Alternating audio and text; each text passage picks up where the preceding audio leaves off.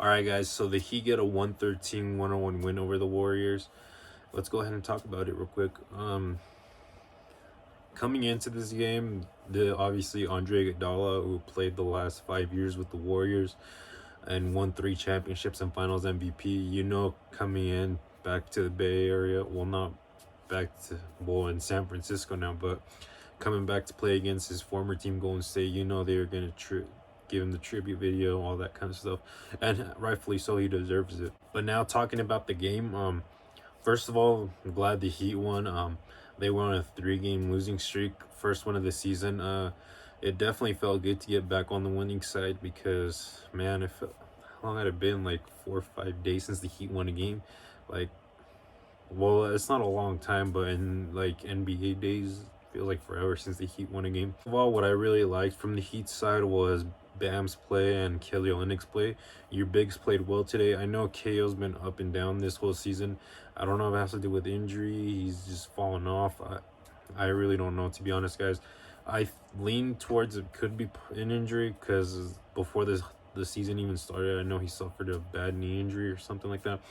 I feel like that it's just been hard for him to get back. But today's just one of those nights where Kelly looked like Kelly from last season, and that Kelly and Bam together, they worked perfectly. It's gonna be interesting to see what they do once Myers Leonard and Tyler Hero come back. Is KO gonna fall out of the rotation again? Is Myers Leonard gonna have to earn his way back in? Who knows? Let's see. Or Tyler Hero too. It's pretty dope though that both your bigs are flirting with triple doubles. Shows you how the NBA is now. And of course, Jimmy Butler come back into the lineup. When Jimmy's on the floor, guys, for the Heat, the Heat just look like a completely different team.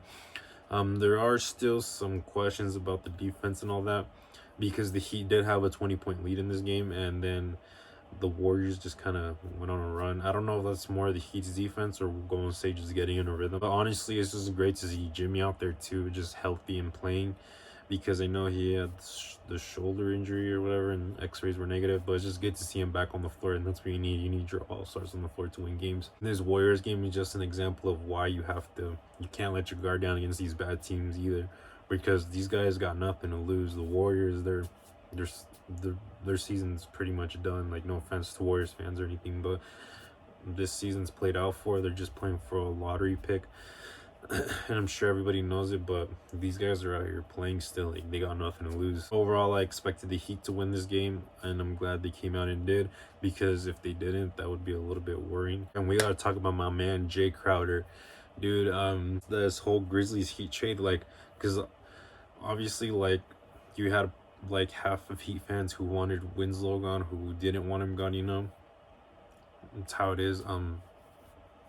But I think we could all agree we wanted JJ and Dion's contracts gone. I'm not saying they're bad players, or, I mean, nobody's perfect. They have their things, but just contract-wise and just, like, the Heat's future plans, like, you had to get him out. But at first I was, like, kind of bummed out about the trade because I am a Winslow fan. I think it sucks he was injured for a majority of his time here. But it did suck to see him get traded. But Jay Crowder coming in here, like, man, since the minute Jay Crowder has been here, he's quickly becoming one of my favorite players on this team, guys. Like, this dude is just so fun to watch, especially on the defensive end. I honestly, guys, I didn't keep up with Jay Crowder before him coming to Miami. But I did know that he wasn't specifically shooting the 3-ball well, but dude's been just shooting lights out since he got here.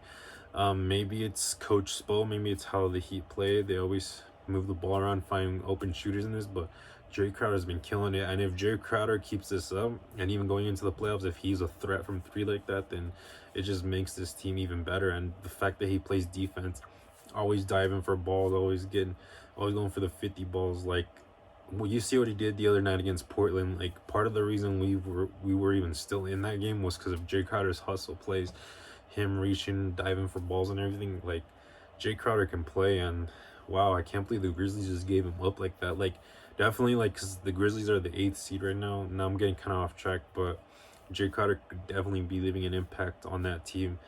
But I'm glad he's on Miami now. I'm glad he's here in Miami. So I'm looking forward to the rest of the season, seeing him with Jimmy and Bam and Andre Iguodala too. I think I saw a tweet out or something about how Andre Iguodala had like zero, like he had no stats, like 0.0 rebounds, 0 assists, and whatever.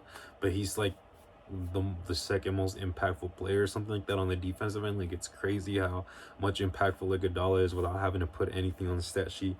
And that's kind of like Jay Crowder and Iguodala are both kind of playing away like how he wanted Winslow to play. Unfortunately, it didn't work out for Winslow, but our pickups from Memphis are looking really nice, guys, and they're definitely going to help this Heat team down the stretch and into the playoffs, because in the playoffs, that's when your defense matters the most, when the game will slow down and you'll see who your stars really are. A couple concerning things for me is Kendrick Nunn's offensive slump. Didn't play very well in Sacramento, neither in Portland, and neither here in Golden State.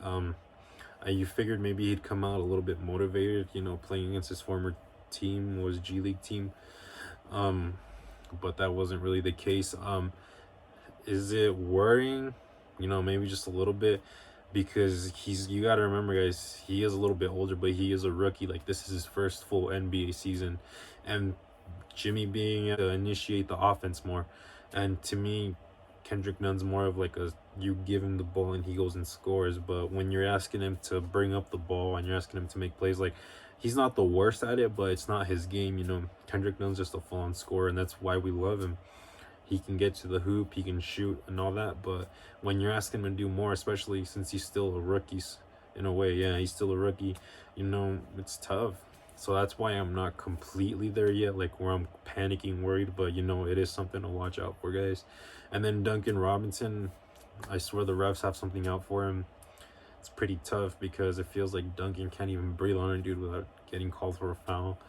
And that's tough too. Like, if Duncan can stay away from getting these fouls and then these cheap little early fouls, especially early in games, and that would just help the Heat a lot, because his offense is really what gets the Heat.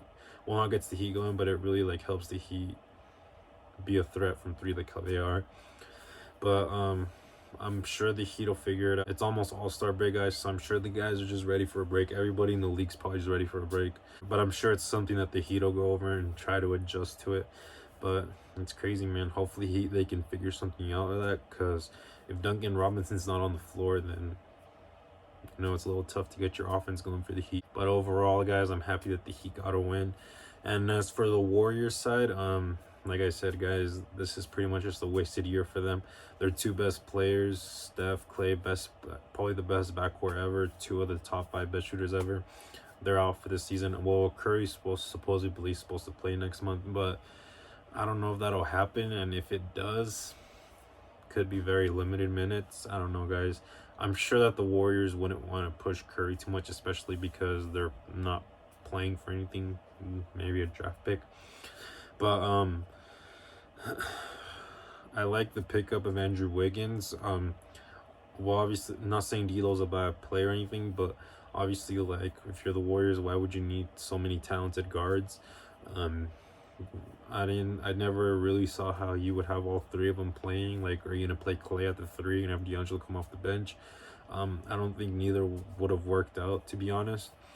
Well, obviously, maybe D'Angelo off the bench, but would he be willing to do that? He's an all-star. He's just signed to a max deal. Do you want him coming off your bench? Probably not. So I'm glad they were able to use that, and they got a great draft pick along with Andrew Wiggins. So the Warriors definitely set themselves up for good things. And Andrew Wiggins, he had a good game tonight. For some reason against the Heat, maybe it's because he's playing against Jimmy Butler. I don't know what it is, but second time this season where Wiggins just kind of goes off on the Heat a little bit, and he kept them in that third quarter as well. On the Warriors side, like, they do have some nice pieces that they'll be able to like sort of make a rotation with, like Marquise Chris, Jordan Poole, Damian Lee. He had a good game too. So, it's not completely the end of the world for the Warriors. They'll be back and they'll be a great team next season. But the other thing I want to touch on, guys, I know while you're watching this game, if you have any type of social media, you know what you were seeing.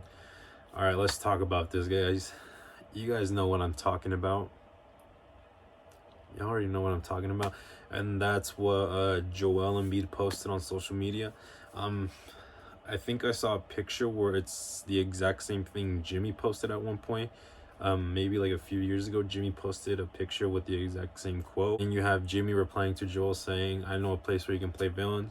I don't know if Jimmy will get fined for this. I don't know what will happen, but as a Heat fan, this is entertaining because obviously you know the social media thing that's going on between the Heat and Sixers fans. Like, Sixers fans don't really like Heat fans, and we kind of don't like Sixers fans. Well, I mean, I can't speak for everyone, but it's just the way it kind of sounds. But we know everybody's gonna make a big deal of it and talk about it. But just imagine Joel Embiid and Jimmy Butler on the same team again, but in Miami. That would be nuts, guys. And that's where I'm actually gonna end this video. If you made it to the end of this video, definitely let me know down below if you would trade. If you were Miami, would you trade for Joel Embiid?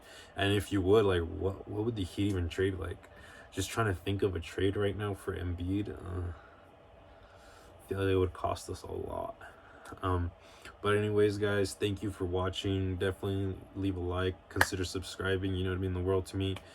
Especially if you're a Heat fan, definitely subscribe. I got lots of Heat videos about every few games or so, especially on these back-to-backs. Like, I just tend to wait till the second game. But anyways, the Heat got the dub. That's all that matters, guys. I'm out, and I'll see you guys on my next video.